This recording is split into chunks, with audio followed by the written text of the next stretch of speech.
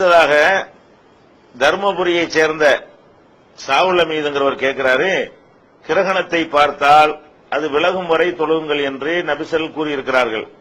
அப்படி இருக்க குறிப்பிட்ட இந்நாளில் இந்த நேரத்தில் கிரகண தொழுகை நடைபெறும் என்று அறிவிப்பு செய்து கிரகணத்தை பார்க்காமலேயே கட்டிடத்திற்குள் நின்று தொழுவதும், கிரகண நேரத்தில் மேகமூட்டத்தால் சூரியனோ சந்திரனோ முழுவதுமாக தெரியாமல் மறைந்த நேரத்தில் கிரகண தொழுகையை தொழுவது நபி வழியா? சந்திர கிரகணத்தின் போது நபிசல் அவர்கள் தொழுவதற்கு ஆதாரம் இருக்கிறதா? நபிசல் அவர்கள் காலத்தில் கிரகணம் ஏற்பட்டு இருள் படர்ந்த நேரத்தில் தான் கிரகண தொழுகைக்கு அழைப்பு விடுத்து தொழுதுள்ள நிலையில் சிறு கீற்று போல் தெரியும், ஒரு சிறு பாகம் மட்டும் மறையும் என்று தெரிந்த நிலையில் கிரகண தொழுகை தொழுவது கூடுமா என்று இவ்வளவு கேட்டிருக்கிறாங்க. கிரகணத்தை பொறுத்த வரைக்கும்ங்க பிறை பார்க்கிறது மாதிரி உள்ளதான் இது. அதாவது பிறை எப்படி அந்தந்த பகுதியில பார்க்கணுமோ அதே மாதிரி கிரகணம் என்பதும் எங்கேயோ வர்ற கிரகணத்திற்காக வேண்டி நாம கிரகண தொழுகை நடத்த முடியாது. நம்ம பகுதியில் என்ன செய்யணும், அந்த கிரகணம் ஏற்படணும். அந்த கிரகணத்தை கூட என்ன செய்யறாங்கன்னா பார்த்தால்னு சொல்றாங்க. பார்த்தால் தான் அதுக்கு என்ன அர்த்தம் கேட்டா கண்ணுக்கு தெரிகிற அளவுக்கு இருக்கணும், அப்பதான் பார்த்தால் தொழுவுங்கள் அர்த்தம்.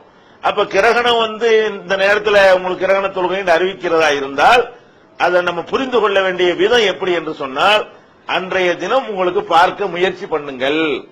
இப்ப பிற ஒண்ணு இன்னைக்கு நம்ம அறிவிக்கிறோம்னு சொன்னா அந்த காலண்டர்ல தான் போடுறோம்ல, அதுக்கு என்ன அர்த்தம்? அன்னைக்கு பிற ஒண்ணுன்னு அர்த்தம் கிடையாது. அன்றைக்கு உங்களுக்கு பிறைய பார்க்க உங்களுக்கு முயற்சி பண்ணலாம், அன்றைக்கு தெரிய வாய்ப்பு இருக்கிறது. அந்த வாய்ப்பு இருக்கக்கூடிய நாளை தான் நம்ம என்ன செய்யறோம், 1 30 போடுறோம். அப்ப அந்த மாதிரியான ஒரு அடிப்படையில தான் நீங்கள் இதை செய்யணுமே தவிர ஒட்டுமொத்தமா இத்தனை மணிக்கு கிரகண தொழுகை எல்லாரும் தொழுவுங்கன்னு சொல்ல முடியாது. ஏன்னு கேட்டா அதை பார்த்தால் தான் ரசூல் ஸல்லல்லாஹு அலைஹி வஸல்லம் தொழுதிருக்கிறாங்க.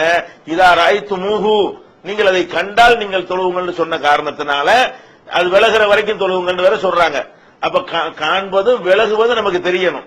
அப்ப மேகமூட்டமாக இருந்தா அது பெரிய அந்த கிரகணம் ஏற்படுவது நமக்கு தெரியாது, இப்ப விலகுதுங்கிறது நமக்கு தெரியாது. அந்த மாதிரியான ஒரு அடிப்படையில வெளிப்படையா தெரியும் பொழுது உடனே என்ன செய்யணும், மக்களுக்கு அறிவிப்பு செஞ்சு அப்படித்தான் செய்யணும்.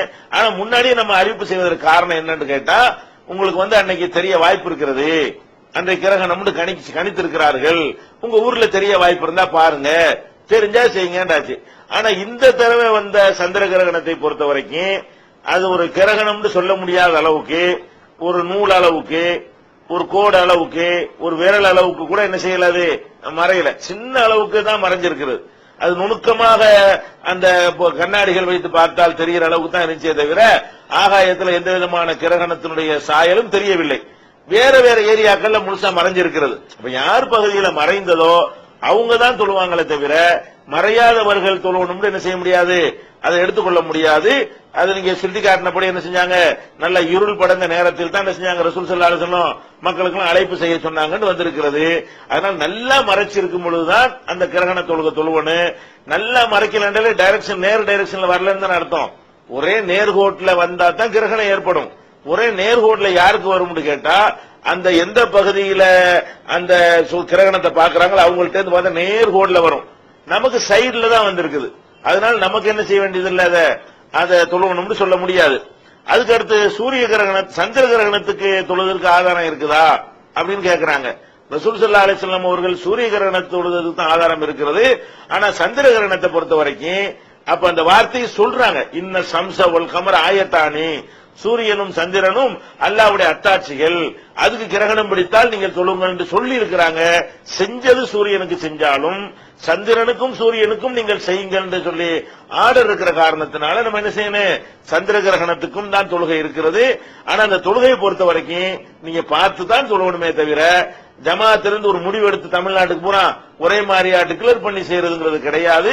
அந்த சில SMS மூலமா வந்த தகவலை என்ன செய்யணும், இப்படி புரிஞ்சுக்கொள்ளணும். இது மாதிரி நாளை பண்ண வந்தா கூட அன்றைக்கு நம்ம கிரகணத்தை பார்க்கணும், கிரகணம் தெரிஞ்சா தொழுவோம், கிரகணமா தெரியலையா போயிட்டே இருக்க வேண்டியது.